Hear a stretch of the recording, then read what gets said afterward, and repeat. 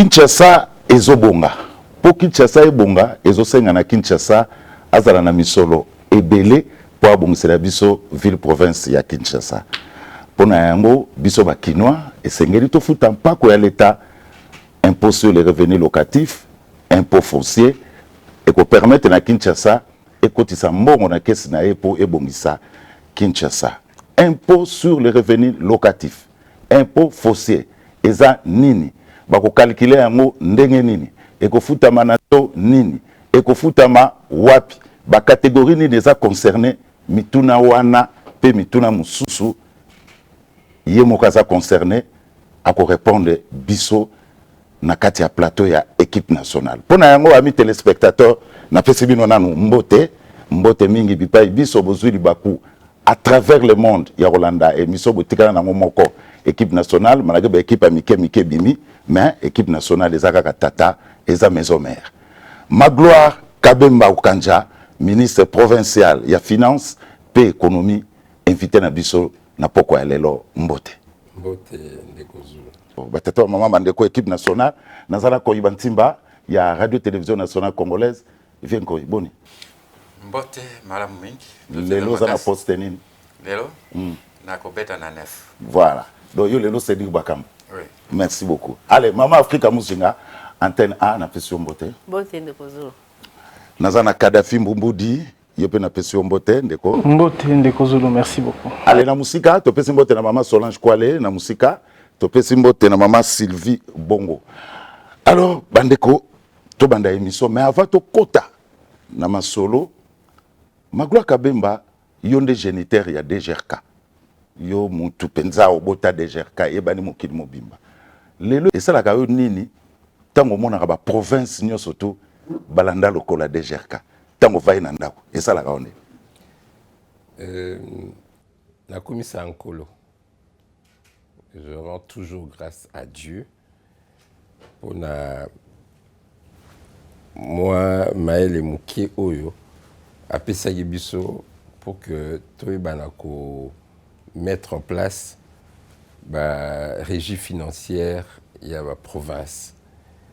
Ngai, pour la petite histoire, na uta na DGI, j'ai travaillé à la DGI, Direction générale des impôts, et tant gouverneur ya Kinshasa de l'époque a recouru à Kinaba service Nangai.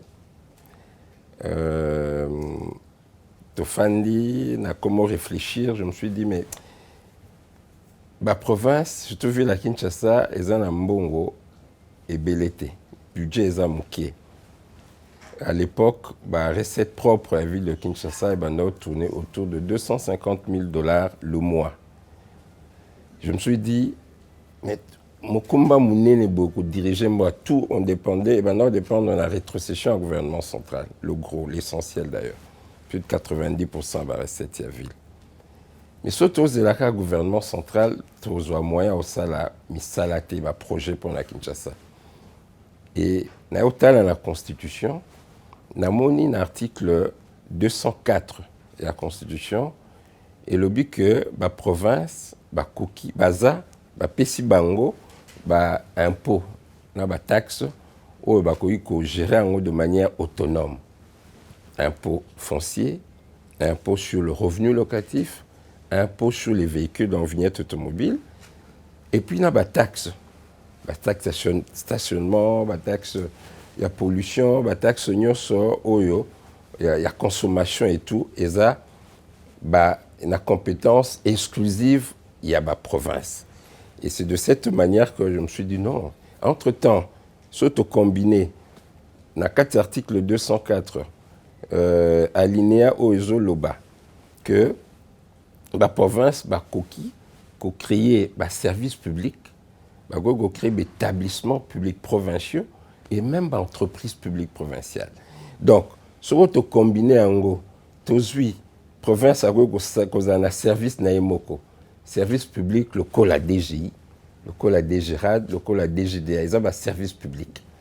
Et de l'autre côté, baza na impôt na taxe oyo ya bango. Donc, province et gogo sala, pour créer un service pour na et gérer ma taxe wana.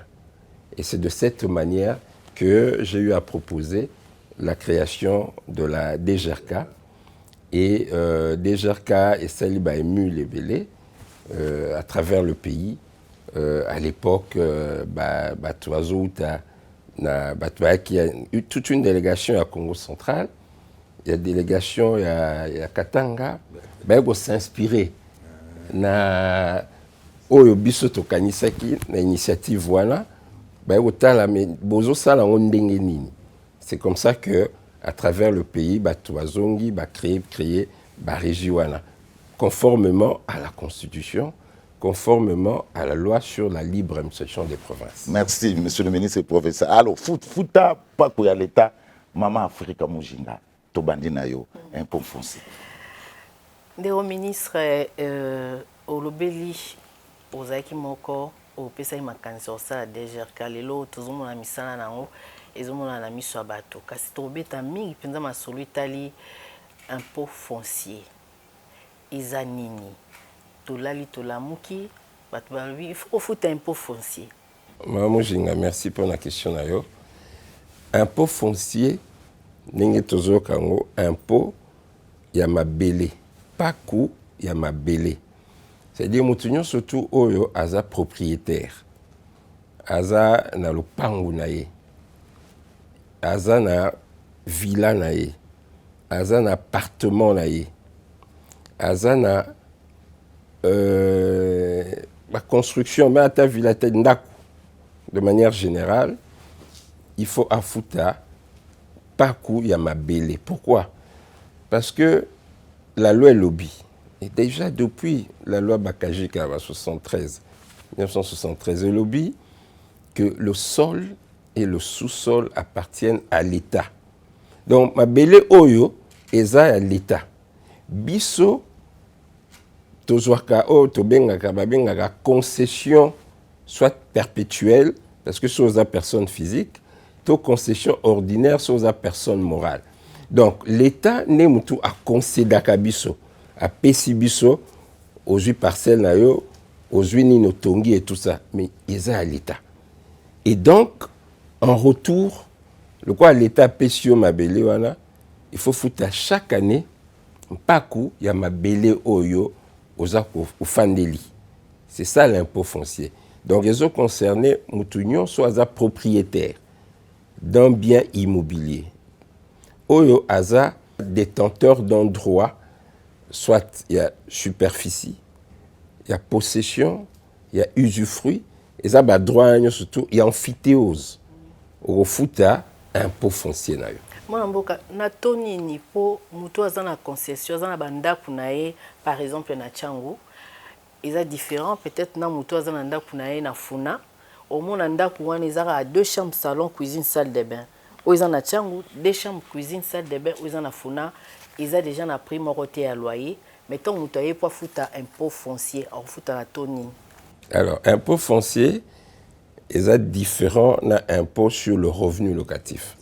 Alors, impôt foncier, tu distingues pas au foot par rapport au taux, tu as la personne physique, donc biso, bateau, tu as la personne morale, la société, tu as bon, entreprise. Alors, personne physique, tu catégorises en futa. Kinshasa, tu kabolango en 4 rangs de localités. Localité de premier rang, kuna to okuta Gombe, bandako ezana Gombe, bandako ezana Ngalima, mais Ngalima pe nyoso touté. Eza ba quartier. Ba quartier entre guillemets le bara UP, c'est quand même au bateau, ils ont moins la valeur makasi, valeur cadastrale locative. Donc, tu as un quartier, par exemple, ma campagne, au Montfleury, au oui, Joli Parc, aux Pigeons, voilà, GB. Dans le quartier, il y a Gombe, au centre Penza. Il y a un premier rang, localité de premier rang. Enfin, localité de premier rang, Nangalima, Gombo Bimba d'ailleurs. ngali mandé certains quartiers, premier rang, limiter aussi certains quartiers. Limiter industriel, limiter résidentiel, aujourd'hui cité du fleuve, ils en ont limité. Nous surtout on a premier rang. Et bon, bon vent. Beauvant aussi, même Yalingwala, premier rang. Même Oasis, Bandal. Mais Batunyo sur Afandi Nakati, la concession à Oasis, Bazan a premier rang. Alors, après, Okiti na deuxième rang. Na puisque par exemple, monsieur Zali na otanga bino benda moulayi mingi. Toko publié pour que Batouba comprendre facilement l'arrêté Oyo ezako fixé ba rang de localité et puis na ba combo ba quartier nini nezali. Deuxième rang, toujours par exemple Kasavubu, Bandal, certains quartiers aussi. Et puis troisième rang, Tokiti Lisusu, Bokomina, Lemba aussi, certains quartiers à deuxième rang. Et puis Moussou Sokiti, troisième rang, quatrième rang, Kimbanseke, peut-être côté à Maloué Kakuna, quartier Moussou. Voilà. Donc il y a vraiment différence par rapport à la localité. Premier rang, deuxième rang, troisième, quatrième rang. Maintenant, bateau na Wezani. La première rang, personne physique à Kofuta, $450 l'année. Oh, na fin du mois. T, année Mobimba. Impôt foncier, au Futa Ngara, Mbala Moko Mbula Mobimba. Et au Futi, $450, l'équivalent en francs congolais. Quelle que soit la personne physique, quelle que soit la superficie, il y a Ndakunayo. Tenez compte Nangote. Deuxième rang, ils en ont $250. Deuxième rang. Troisième rang, ils en ont $150. Et puis, Tsugi, il a $10. $10 na mbula moko. Mbula moko. Wana na bakimbanseke. Ok, na bakisenso. Bakarti wana, au futakara $10. L'année. Ata immeuble à 5 niveaux. Bon, alors, tu as comme un immeuble. Ce que ça appelle qui c'est ça. Ce que tu as qui c'est au faut $10. Maintenant, on est à Bandaku. Alors, ce que aucun niveau à immeuble. Immeuble, to bakisaka, c'est-à-dire aujourd'hui 450 wana. Na premier rang. Maintenant, au Bakissi, par étage. Par étage, na premier rang, au Futa, au Bakissa, étage, par étage, $250. Donc, au commune, deuxième étage, au Bakissi sous $250 et ainsi de suite. Donc, nous surtout, tu cumules le montant au Futa. Donc, sur à 2 ans, la machine à Kuna, bien à qui s'en sokuna moza nanda ku étage so za $10 wana na rez-de-chaussée tango ko mata ezup $5 et puis $5 donc impôt foncier mbula mobimba pour futaka moi ba mbongo wana ezali kambo Voilà, merci. wana la sisi non voilà pour la personne physique. Personne morale ba futaka Tolobara au réel, c'est-à-dire au mètre carré, suivant la superficie Ndako. Alors, la première rang, personne morale ordinaire, parce qu'il y a aussi les personnes morales, dans la société immobilière. Mais au hasard, société immobilière, Kofuta, na premier rang, $3,5 le mètre carré. Donc, soit par exemple, aux Ananda Kunayo, il y a 200 mètres carrés, c'est fois $3,5 le mètre carré. Et puis, dans le deuxième rang, Tokiti, autour, il y a $2,5 le mètre carré. Troisième rang, Tokiti, autour, il y a bah, 2 et quelques. Il faut que Nathan le bateau, on l'a publié en bien. Et puis, dernier rang, ils en a 1,8 dollars le mètre carré. Wana, personne morale. Ozana Kimbanseke, Ozana Mokali, Ozana Malueka, Otonginda Kunayo, Oza Société, Okufuta 1,8 dollars le mètre carré, fois nombre et la superficie en Dakunayo. Mais sur la personne, aux sociétés immobilières, c'est-à-dire aux sociétés Oyo, aux Salanayo, aux Otongi, aux Oteka Bandaku, ou alors aux faire louer Bandaku, société, objet social Nayo, et ça, côté Kabandaku, Otongi, tout ça est promotion immobilière de Balobaka, tout aux offert louer Bandaku. Et en ce moment-là, bateau est varié entre 3 dollars le mètre carré na OAC, donc 4e rang, et puis Ezomata, sous le comité, 5 dollars le mètre carré, jusque na premier rang na Likolo, Eza na 8 dollars le mètre carré. Mais sur les étage, voilà les années taux et rez-de-chaussée. Sur les étage, on reçoit montant wana, il y a 8 dollars, plus 50% par étage. Donc 50% de l'impôt par étage. Donc 8 dollars, plus 4 dollars par étage, le mètre carré. Au Matisseau, comme il a 2e étage, aux yeux encore 8 dollars, la base, plus 50% de l'impôt. Donc, 8 dollars, wana, 50% d'ango, et ça 4 dollars par étage. Ils ont matabongo. Si un nombre d'étages, après, tu cumuler, tu additionner surtout au foutu montant. Voilà. Papa, quand il y a un peu fossé. Oui, il y a un peu de choses à voir. Ok. Na merci mingi na ministre ya biso provincial ya finance na ndenge andimi oyanola na mbela la biso po population eyeba lolenge kandi bakoko futa mpako wana ya mabele yango na kotuna motuna mwa liboso mpako ya mabele wana etali kaka population tope na bakonzi ya likolo po otangi ba gombe bani o bafuta kana bango eloko wana tamu kolo mokote yango mbalo bakofuta yango soki toteli pa na biso bakofuta yango na salaire nini batoloka ba malueka okotanga wana banini azali kuna azalaka na eloko moko te oyo asalaka to mombongo asalaka te akofuta yango ndenge nini ekobenda mindondo po salaire epa na biso ezalaka te. Ok. Excellence. Merci Papa Koyi. D'abord lobi batu oyo bakonzi babi mingi bafutaka te. Est-ce magloire kabemba okoka bango?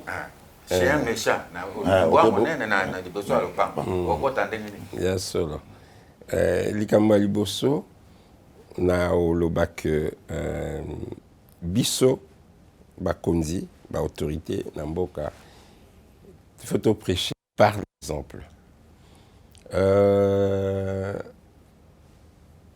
Na mikolo lobby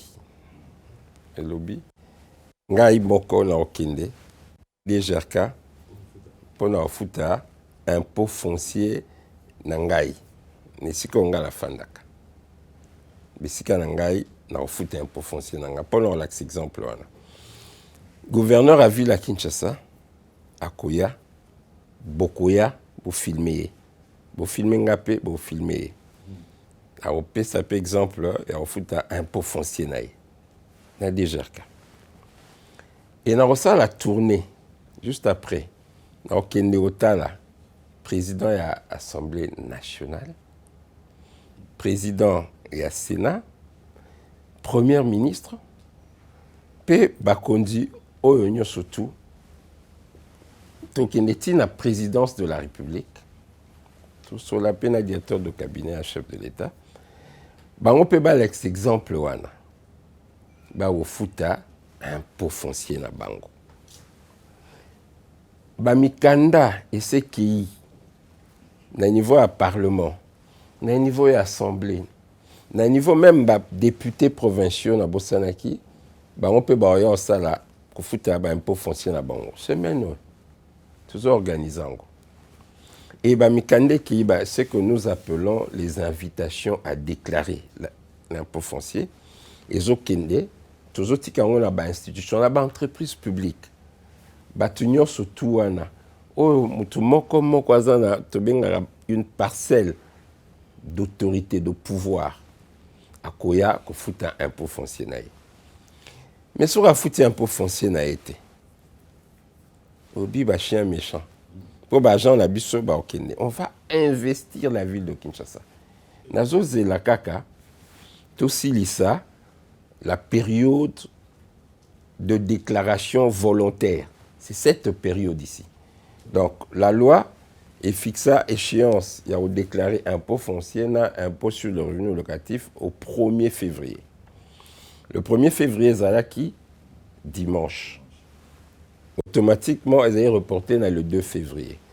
Mais le gouverneur de la ville a tel habit, tout peut-être se préparer qu'il n'en était. Tout moussousoupé, une information à autoriser, à accorder report. Il y a échéance, donc date limite et déclaration d'impôt foncier, d'un revenu locatif, jusqu'au 28 février. Fin du mois de février. Comme ça, nous surtout à l'occasion, il y a fouta impôt foncier, impôt sur le locatif. Après le 28 février, de côté mois de mars,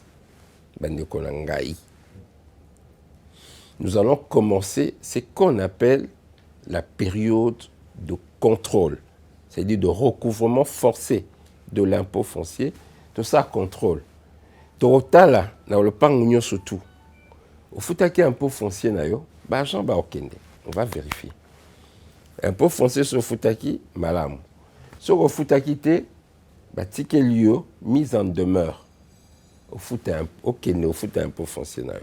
Soko, oye na yo pété, obi bongai naza gang. Mabela ngwata eza l'état, mais l'état ngoza ngai eza pebiso. OK, problème te. Yeba que la mesure,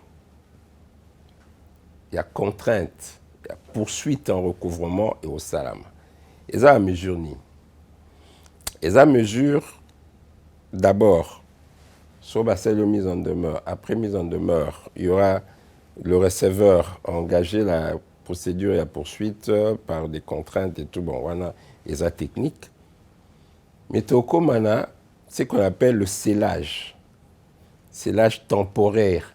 Il y a ndako. Bah, on a même la société, déjà huissier fiscaux, avec na kumba. Kadena, kangi le pan. Le pan oya moto yemo. Le pan wa moto. Na ba mama koko oyo bazena ba malwe kabanini. Okay ko kango sele. Bon, wana to sala ngo to ciblé quand même hein. Parce que pour certaines raisons humanitaires et aux voilà. La possibilité non. Vous avez quand même la moins souplesse wana. Flexibilité aux ala. Voilà. Hein? Ben nazo pesa o loi et lobby. Loi et lobby, c'est l'âge. Loi et lobby, saisie. Saisie mobilière et ngoloba. So vous avez un bon la compte na banque.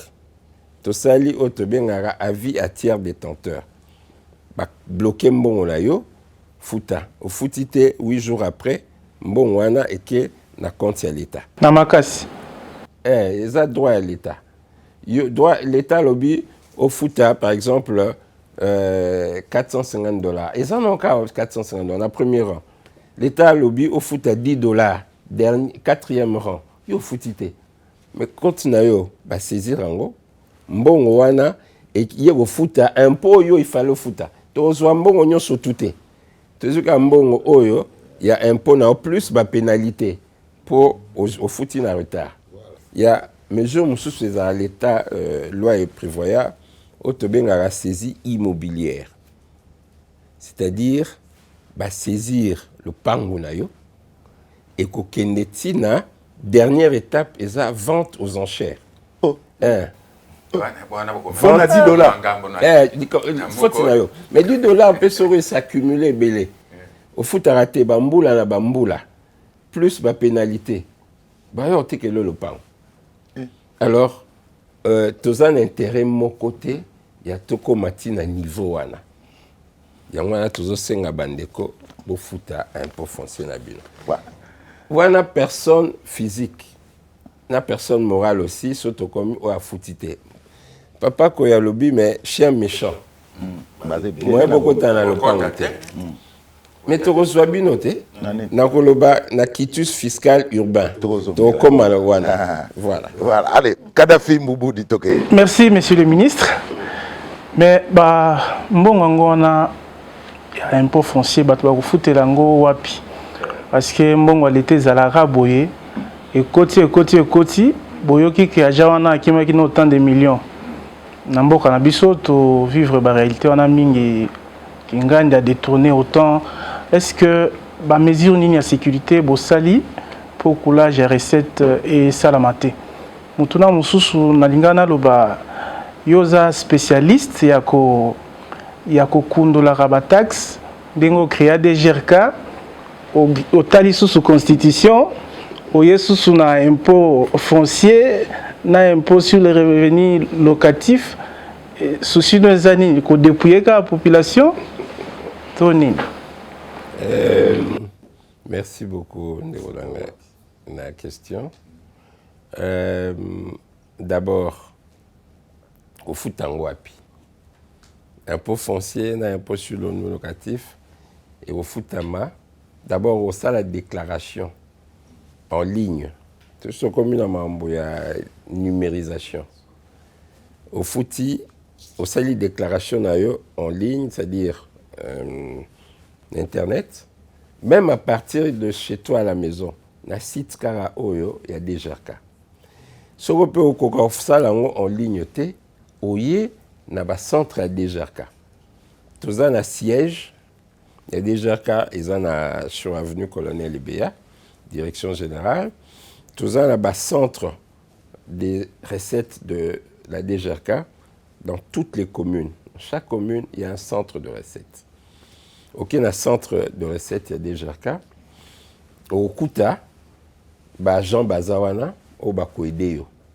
Maman ebinaye ko kota au sein l'ordinateur te tango oya ba Jean Bazawana ba robeta makamne nyo surtout na ordinateur le pango za yo ka na buka le pango na yo ba koedeyo ba beti en ordinateur ba bimiseli yo o to bengaka note de perception kaka na ordinateur et bimisé générer note de perception informatisée dès qu'avec la note de perception OK au foot à la banque et to facilité makambuti a oksa ba distance milaye pendant que nous fout à la banque aux ala juste à côté donc ba banque chaque centre des impôts est à la banque agent bancaire bazawana au fouti na niveau à banque mbongo ekoti mbala moko na compte il y a ville via le compte transitoire du receveur donc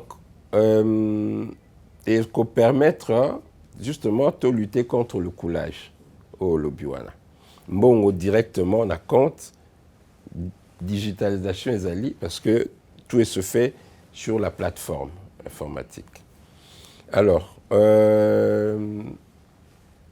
sikoyo olobi mais au sali ba taxe au kibo et pendant dépouiller population. Non. Olobi ndeko nanga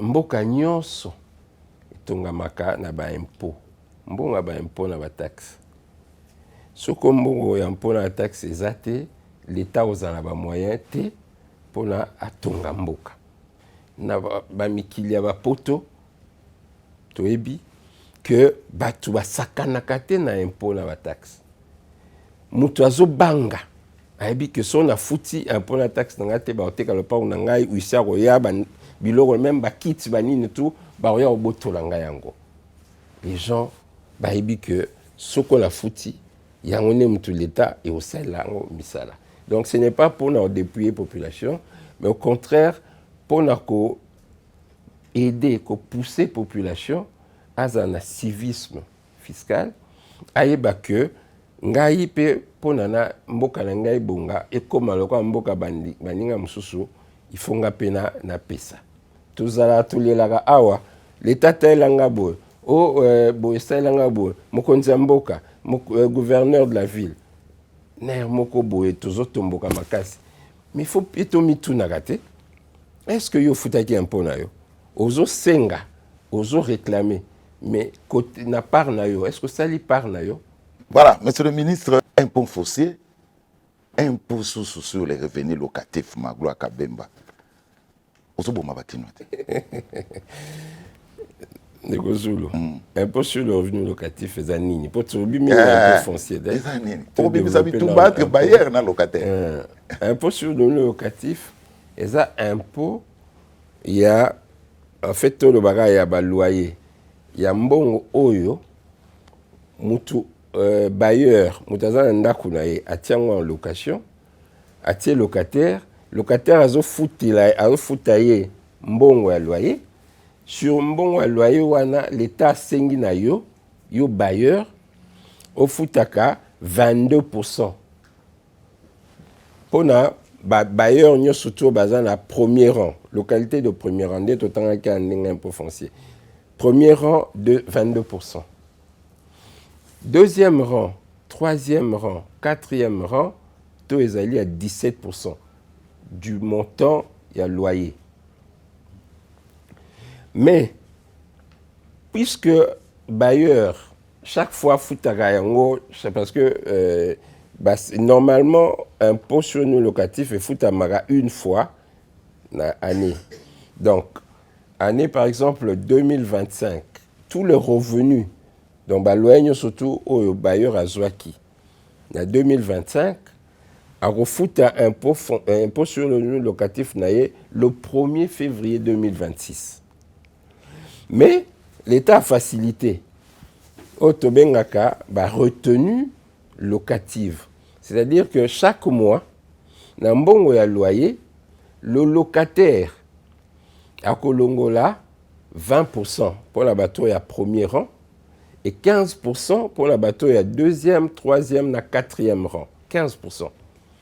Alors, locataire tango longola mbongo wana ayoko futa na DGRK.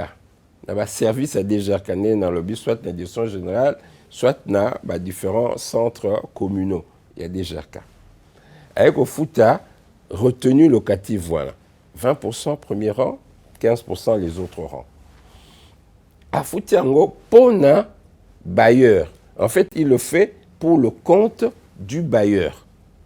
De sorte que bailleur, le 1er février, a au Foutakaka le solde, c'est-à-dire mbongo etikali sur 22%, puisque va se fouter là qui est un locataire, 20%, 20%, 20%, 2%, il y a au Foutango le 1er février. Et à nous, il a dit. Pour un bateau, il y a deuxième, troisième, quatrième rang, puisque le locataire a Longola 15% chaque mois, à foutre là, il y a au foot tapé car à 2% parce qu'il y a un pont 17%. Moins 15% va se Longola, 2% à au foot le 1er février de l'année au Batolobara N+1. Et ça, ce ne sont pas comme Morotéoyo, biso to botisisika. Ils n'ont pas impôt sur le revenu locatif, ils n'ont pas oyo, ils ont créé déjà la loi, ordonnance loi, il y a 1969. Donc, la loi 1969, déjà, impôt sur le revenu locatif, et cet impôt-là, les constituants à Pessiango, na province. Ils ont déjà collecté, géré par la DGI à l'époque. Ce qui est mamboka bapaya, bafutaka peango. Bongo wana, donc ça bongo. Nalinga na lobaboye. Net na Kinshasa na biso banda ku DG komitalo. Aux appartement, 2 chambres, salon, $500. oyo bayer ayebi ke maboko banki efutamelaka ye chaque fin du mois. Tango ozoya na impôt sur le revenu locatif ekotinda ba bayer te ya komatisa su talo po atikala na conscient na ye oyo azwaka chaque fin du mois, comme ça oyo tali bino likolo kuna bino ba locataire ba putana ekomatisa su passe na population kinoise. Non, impôt sur le locatif n'est dans le lobby ezala nango déjà. Donc ezaka question siko toujours lukako vulgariser. Oui, mais surtout futaka te eza mbeba, mais siko nde photo futango. Soko peyo bailleur oyo ko lukako matisango likolo. Mais locataire déjà le contrat, hein, normalement contrat déjà ezaki. Soko bayo ko matisango kaka pona akima revenu locatif nae. Mais ba service à l'été ezali. Le locataire peut se plaindre aussi pour dire non tala il y a un problème awa. Bakokoka obimisa bailleur akobimisa été parce que bailleur pour bimisa mutu faut qu'il nous a préavis na commune. Bloc adena ezala kuna. Bloc adena pe za na commune. Opona préavis. Pour la préavis. Bakosenga bailleur ni. Bakosenga bailleur approuvé que yé afutaki impôt foncier naé pe afutara pe irel naé. Avant que après ça préavis. Afrika mushinga. Ma bloc abemba. Na minute toujours solo là. Locataire oyo à comprendre makambo lobby moi au lundi pour foutre à $300 et pas bailleur naé au fout à moins de $300 à qui au fout à 20% to 15% na DGRK. Mécanisme nin oyo kotia pour na sécuriser locataire wana. Tant koya alongoli déjà 20% mais kateli déjà fouti. Azoya na mbongo ndambo pas bailleur abi pas question ngana auto signera contrat il y a $300 moins de $300 je ne prends pas. Au sala nini pour nous protéger locataire wana o alobi atosa na mibe kwa l'état pour aumela. Ce que locataire a coquille ko ça la retenue il y a 20% il y a 15%. Normalement il faut y payer parce que ça obligation là il faut que le bango na ba service il y a déjà cas toi commune là je devais le faire mais j'ai été empêché par le bailleur à accomplir comme m'acquitter de mon obligation fiscale. Même Soko locataire a coquille que ça parce que bailleur a empêché mais tu reçois bailleur tu reçois ndengenini parce que oyo locataire il fallait retenir et ça kaka ko faciliter soko ya boyi na ye mais so par exemple ni il y a $300 par mois à boyi balongola 20% ou 15% voilà. Donc, comme à la fin de l'année, 300 fois 12. Et ça dit combien? 3600. 3600 voilà, fois, soit dans le premier rang, fois 22%. Soit dans le deuxième, troisième, quatrième rang, fois 17%. Yende mutakufuta yango. Mbongo wana nyoso tu wana. Et ce qui a fouti en côté, ayeba que tokozwaye. Nena lobby, saisie immobilière à travers ma compte bancaire, soit ça la affaire. Il est en relation d'affaires avec des gens, à fournisseur à moi et loco. Moutoualo, il faut avoir la créance naïe. Il faut foutailler. Biso totia ATD à via tiers détenteur et pas à société wana. Où il fallait foutailler en tant que prestataire ou fournisseur et société wana et au foot biso mbongo wana il faut à l'état mbongo wana directement ba kangango ou le foutailler ba fouti impôt na yo il fallait fouta so opère to zuye kunate qui tous fiscal urbain tant to so langwa so butunga question on a go dimbo la bino. Voilà, alors, papa Koy, que ça souka pona kametali impôt sur les revenus locatifs pour tout chiter. Naoyo ministre nabiso provincial ya finance auti koloba pour na locataire na baye yango na lingana tuna soki ekomi ke locataire nde afutaka mwani na ye wana eke ekomi mbula mobimba afuti te atali bo ateki lopango na ya kamati mbongo ake boko sala bobi soko bayer ateki lopango na ye ake na ye boko mbongo wana ndenge. Alors bailleur soko ateki lopango na ye ntango ateka lopango na akima wapi ntango ateki lopango akokende epai ya notaire te ou bien okende epai ya conservateur. Mais il faut pas changer mikanda te il faut pas légaliser acte de vente wana te blokade na soso eza wana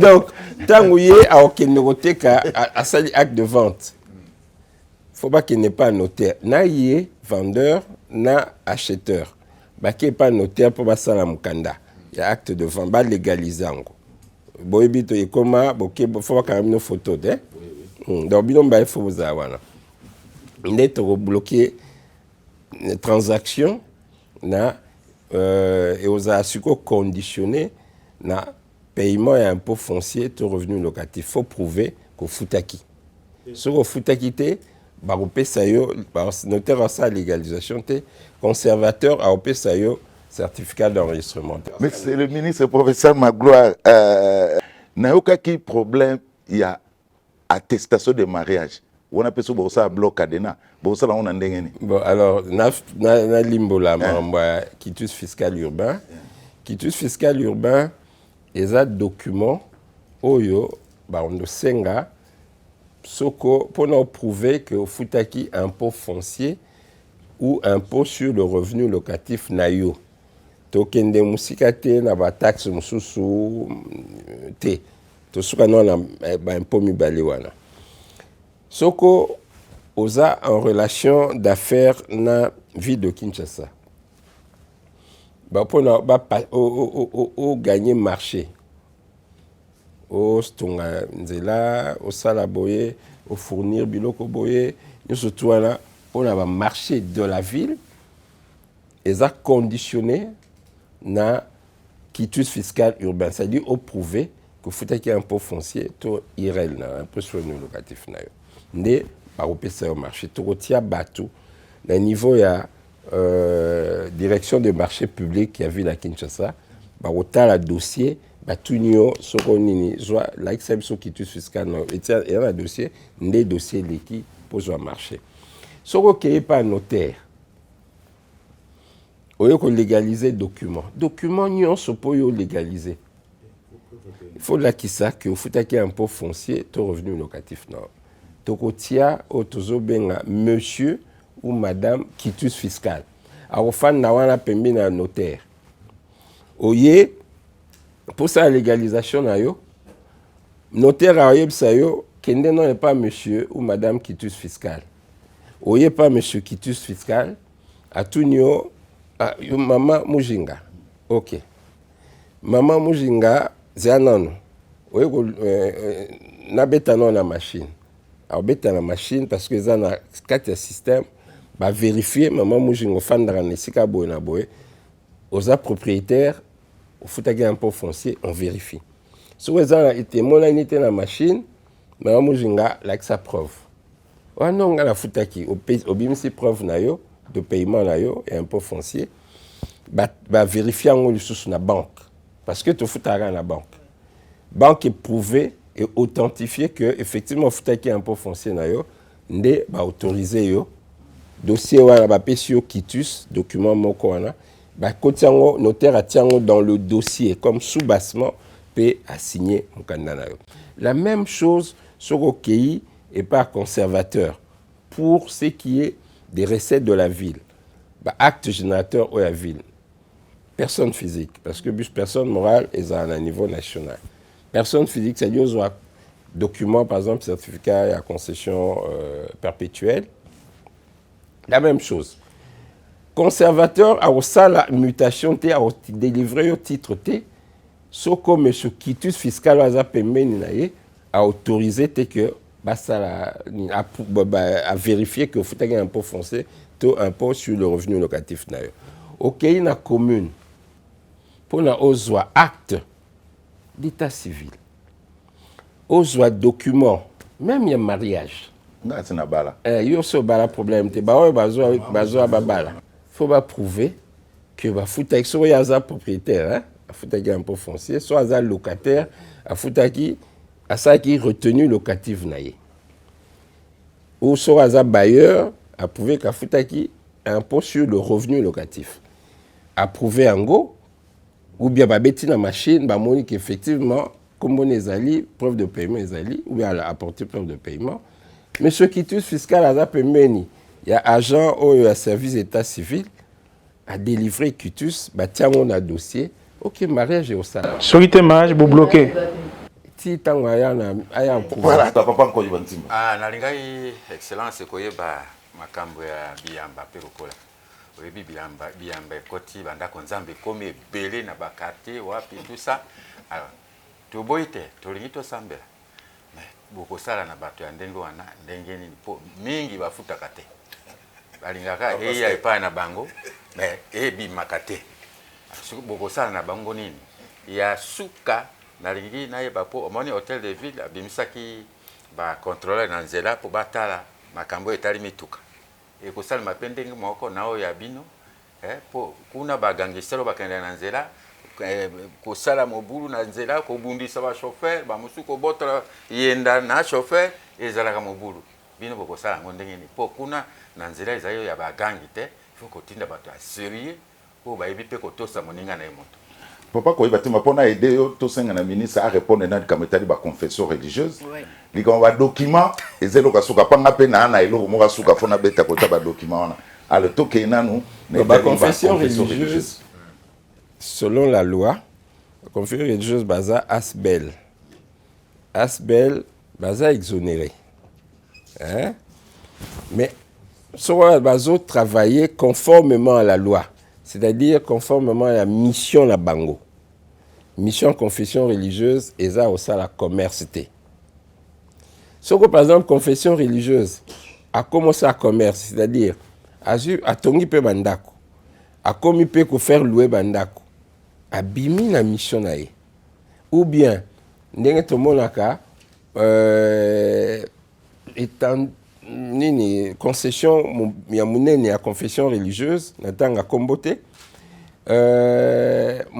ndeko mopaya soit indien soit libanais moi mopaya aya tongi na kati ya concession wana tongi yemsu immeuble banini tout ça mais confession religieuse en ce moment là abimi na mission nae parce que mutu wana eko tonga a opé bon ça la route contrat un mot amphithéotique il y a 20 ans 25 ans mbongo ekoti et ça est sous mission à confession religieuse et comment ça et comme commerce en ce moment là à kofuta parce que aza en dehors il y a objet naï alors nous organisé ba matinée fiscale bientôt na ba confession religieuse na ba asbel, communauté, surtout pour comprendre qu'il faut foutre un impôt, ce qu'on en dehors, il y a objet, il y a mission, l'État en 10 millions. Après,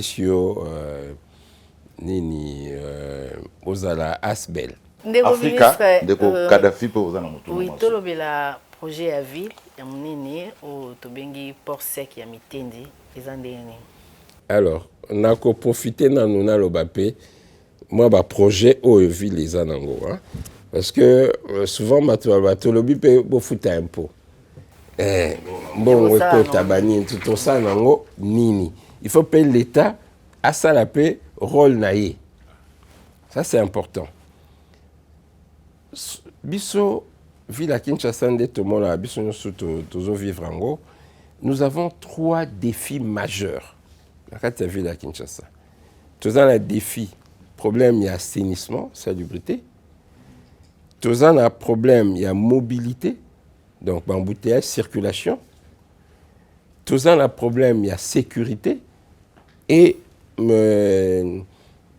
ils appellent lié à la sécurité, problème avec l'éclairage public. Et puis, après, bah, Makambo, nous surtout, nous sommes allés. Mais vraiment, un défi important, majeur, il y a ville de Kinshasa, ils avaient vraiment mis ça tout. D'abord, pour l'assainissement. Pour l'assainissement à la ville de Kinshasa, schéma, il y a gouverneur, il y a ville. Moi, Namboka, son excellence Daniel Bumba Lubaki, où ils ont travaillé dans la vision, il y a chef de l'État, Félix Antoine Tshisekedi Tshilombo. Schéma Ezali, Kobanana, nous la collecte primaire, c'est-à-dire na niveau de ménage, na bandako.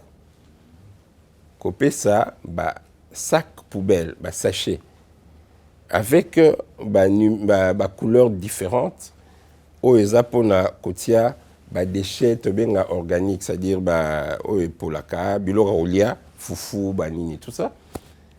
Pondu, oyo, ils ont ba déchets non organiques. Tout ça, même bah, déchets pour la rater, même bah, déchets plastiques. Donc, tout ça est vraiment batterie. Alors, bah, sachez au Pessama. Nous avons commandé, la ville, le gouvernement a commandé 60 millions de sacs poubelles. Et au Koma. Et au Kabouama, le niveau, il y a bah, ménage. Bah, tu vas retirer, et après cela, il y aura un travail, on va organiser PME, travailler soit pousse-pousseurs et tout ça, mais ce sont les petites et moyennes entreprises. Par zone, vous allez désigner. Là, tout ça, la régie, le gouvernement a sali, régie de gestion des déchets de Kinshasa, Régidec, n'est qu'organisé en gros, PME, tout ça, par zone, l'ongoli, biloko, et ayez, au niveau de la station de transit et qui au niveau de des charges finales. Mais nous, surtout, après Régidec, au niveau de la collecte primaire, entreprise, firme internationale, deux agents pour parler, le gouverneur a recevoir, pour parler très avancé, il y a 2 firmes internationales où on travaillera spécialisées en assainissement, Bakoya et bientôt là, Tozo Bandango, pour que Bango Longola Babilo surtout avec des camions compresseurs, tout le monde aura des camions et yaka Botiango Kotimbalamo et broyé et Kei, on se voit quand on a station de transit dans la commune, station de transit, la société wana na régime Abiso Raskin, Barolongolango, avec pour mango, au niveau il y a des charges finales. Tu as des charges en passe, bientôt tu construis des charges Mitendi, dans la partie ouest à Kinshasa. Et en Zali, tout ça déjà dans 100 camions au gouverneur a commandé. Le gouverneur a commandé près de 80 pelles chargeuses, plus de 30 pelles chargeuses. Il y a Minene. Pelles chargeuses de moyenne taille, elles ont à peu près 10. Tractopelle, à peu près 30. Tractopelle, camion balayeuse. Il y a déjà 20 camions. C'est-à-dire que tout ça là, balayage mécanique. En dehors, il y a balayage manuel, TT, travailler, mais engin et bandoya, ils ont combat, ils ont soukola balabala. Camion balayeuse, ils ont déjà la maille, ils ont combat. Donc, nous surtout d'abord engin, ils ont donc Kinshasa avec la société wana nabisomoko to travailler wana. Là c'est côté assainissement. Côté il y a mobilité. Mobilité, il faut banzela ezala. Banzela, route en béton, bozomona. Kinshasa déjà travaux sur chantier Oyo, c'est sur à peu près 500 km. Mais il y a déjà 150 km de routes qui sont déjà livrées. Mais Mususu eza bazo travailler Nambula Oyo 2006 nous surtout à la livrer 2026 nous sommes à livrer 500 km de route en béton. Il y a un autre programme pour na bani de poule. Sika o ezala mabulo bani nyoso tuana. Na mbongo o justement à vignette. Na mbongo à vignette to fongoli compte séquestre. C'est-à-dire mbongo compte o mbongo ezokota to simbangote. Mbongo eza consolidé. Après sikoyo na mbongo wana gouverneur à lobby to ça la programme il y a pointe à temps. C'est-à-dire la société ezosala libulu eza place boy parce que toujours créé régie il y a travaux publics. Il y a ville à Kinshasa. Tout ezali boye baye babambi trou. Ainsi de suite. Na mbongo wana vignette. Na mbongo wa vignette, puis na mbongo mususu même il y a contrôle technique. Il y a autorisation de transport. Signalisation, feu. Parce que le problème, il y a Kinshasa, et Zozonga. Et ça a mis une intersection. Il faut feu et zala. Quand on a une mobilité, port sec. Avant port sec, tu as une gare routière. La gare routière, et aux ala, tu as la gare routière, na Kitambo magasin. Gare routière na rond-point Ngaba parce que rond-point Ngaba pekuna ezala désordre au sakanate. Ba gare routière même na likolo kuna côté à Mitendi. Ba gare routière donc il y aura 5 grandes gares routières dans la ville de Kinshasa plus de port sec. Port sec ezala Mitendi.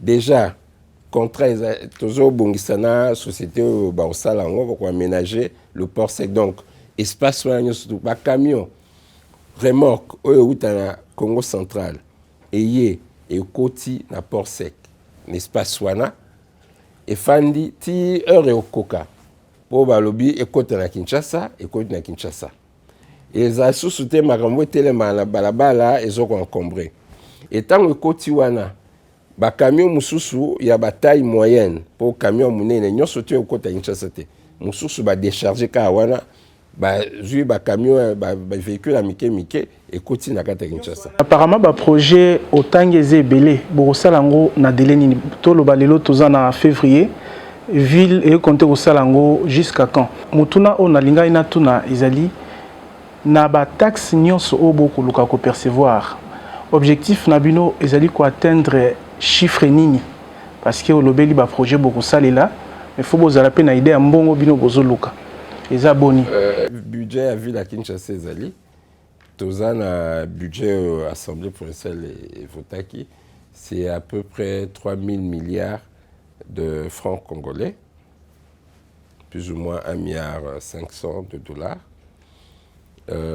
mais ezaka ba recette propre à ville à Kinshasa ezana ba recette ya gouvernement central et rétrocession donc globalement ça na ba projet il y a port sec, il y a projet également, gare routière, mais il y a aussi projet toujours la mobilité à bus. Bus c'est Zoya. Combien de bus? Gouverneur qui est au Vietnam a signé déjà à Soleil na Bango. En avril, on a commandé 1000 bus. Bus c'est miné, bus électrique. Et Rosala, non, avec ma borne. C'est-à-dire que tu as une borne de recharge. Installer ma borne à travers la ville. Bus wana et Zoya, c'est un projet moins coûteux. C'est-à-dire qu'au lieu, ils ont le carburant, mais celle est là, une électricité. C'est la charge d'exploitation de la société de transport, 40% ils ont le carburant. Donc, ça veut dire que tu as là 40% de la charge d'exploitation. Ce qui est important. Donc, un projet moins coûteux, mais qui est social. Quel que soit le trajet, au Futagara, primo koana. Peut-être 500 francs. Donc, là, c'est les bus, 1000 bus. Déjà, en avril, il y a un premier lot de 200 bus qui arrivent. Et puis après, les autres bus.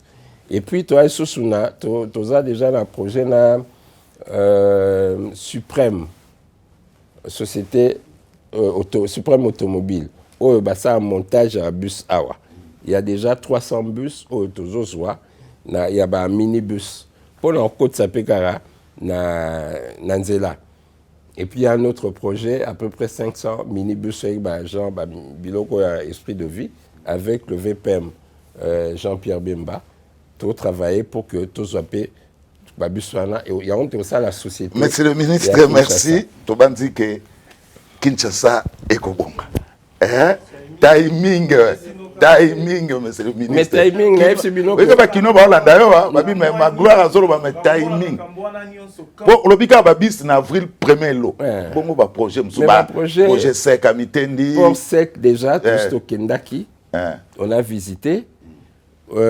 Travaux et aménagement, et port sec, et ça au Banda, pratiquement le mois prochain, toujours le mois avant la fin du mois de février, travaux et bandi, gare routière également, et au Banda, mars, awa. Donc, tout ça, ces projets vont commencer. Voilà. Vont être déroulés. Toshité, vraiment, Maître Otika, ministre provincial Magloire Kabemba Boïté, sans que tout ait question d'actualité. Papa Nkoyasa et Frère Kiangome, n'ana beti pena c'était. Mikolo yo et comme contrôle les documents. N'ana zo ba documents où ils ont concerné au tête de ville.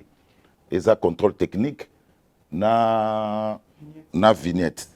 Na autorisation de transport. Autorisation de transport, permis de conduire les national, assurance et talibinoté sona sazali. Bicepso bobimisi pour na contrôle y a ba documents. Est-ce que l'objet peut tout à Magloire Kabemba na etando ike aebisi biso ba kinois vignette kotisi boye autorisation de transport et kotisi boye nini sous contrôle technique et kotisi boye.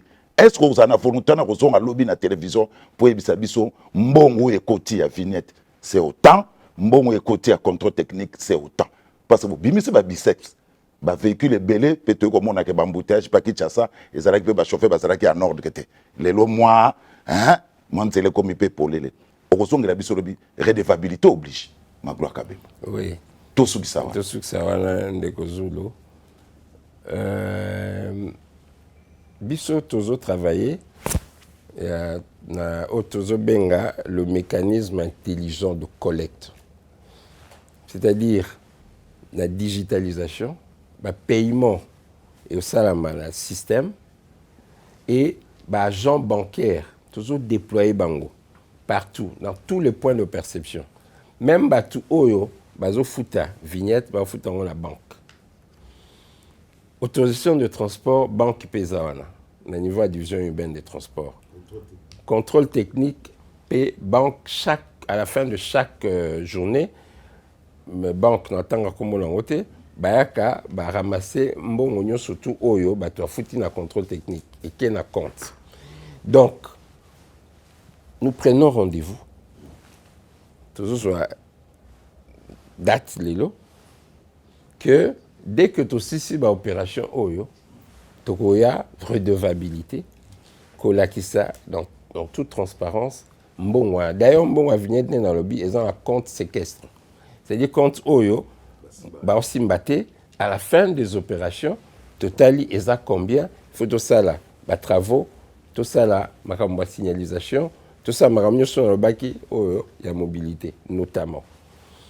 Donc, redevabilité, Zali, il y aura la transparence, vous verrez, on va présenter les chiffres. Magloire Kabemba, ou Kanja, ministre professeur de la Finance, merci. Merci. Bakina Balobi, oui, ça va mon mot de la fin. Pour l'Italie, Kamboyaba, Fouta Pako Kozelate. Mot de la fin, Zali. Photo Kabwana. Que Mboka Nyoso et Tongamara Nampako.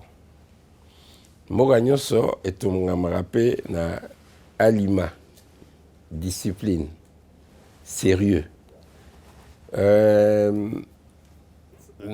Tokenda pe Mboka Bapaya.